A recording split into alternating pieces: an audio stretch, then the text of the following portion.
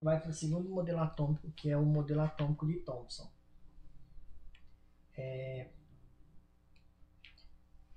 Na época que Thomson formulou o seu modelo atômico, a natureza elétrica da matéria ela já era bem conhecida. Na Grécia Antiga, o filósofo Tales de Mileto havia mostrado que quando era atritado âmbar com uma lã, então quando se atritava o âmbar com a lã, ele passava a atrair os objetos leves, ou seja, duas matérias que eram atritadas, certo? Então, a gente pode até fazer isso com, por exemplo, um lápis. Pegar dois lápis e atritar um no outro durante algum tempo. E a gente vai perceber que esse atrito vai gerar uma natureza elétrica. Ou seja, é como se fosse um ímã. Quando a gente aproxima de objetos leves, esses objetos eles por essa vão ser atraídos por esses objetos. Certo? Então isso já foi observado lá na Grécia Antiga pelo filósofo Tales de Mileto. Aí, a partir dessa observação, né, de que quando matérias diferentes ou até mesmo matérias iguais eram atritadas durante um certo tempo e apresentava uma certa eletricidade, foi aí que o modelo atômico de Dalton começou a ser derrubado, porque esse modelo atômico de Dalton ele não conseguia explicar a natureza elétrica do átomo, certo? Então, como a matéria neutra podia ficar elétrica, Dalton não conseguiu explicar isso. Por isso, em 1897, o físico inglês Thomson passou a trabalhar com ampola de Cox. Ou seja, o que ele fez? Né?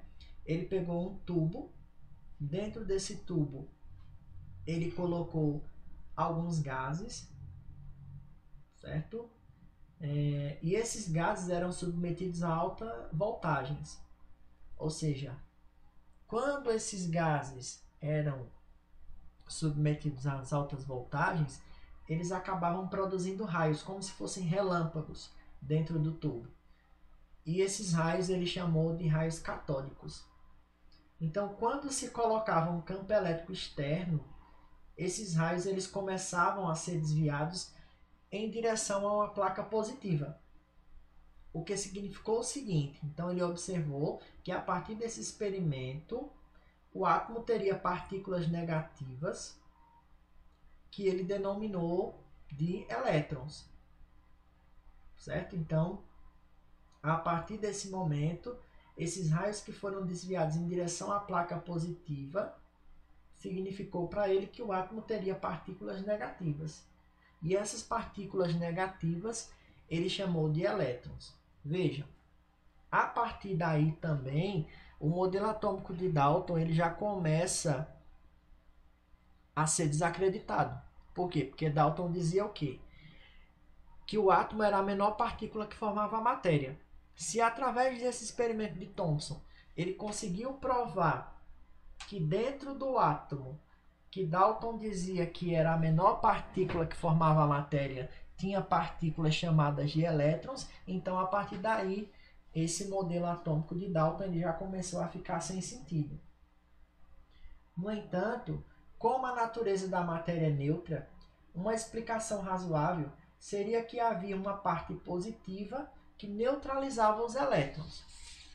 Então, com base nesse raciocínio de Thomson, ele concluiu o seguinte: além de modificar o modelo atômico de Dalton, por quê? Porque, como nós falamos, o átomo não era mais maciço nem indivisível, ele propôs o seguinte: que o átomo é uma esfera de cargas elétricas positivas.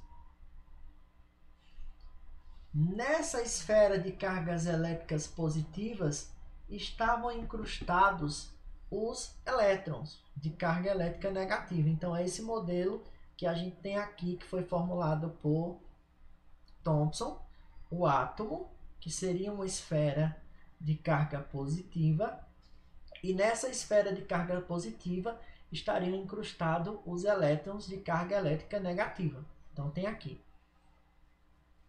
Certo? Então esse modelo de Thomson, ele ficou conhecido como modelo pudim de passas. Ou seja, lembra um pudim de passas, né? Onde a gente tem a parte estrutural do pudim e as passas incrustadas lá naquele meio. Certo? Esse foi o segundo modelo atômico.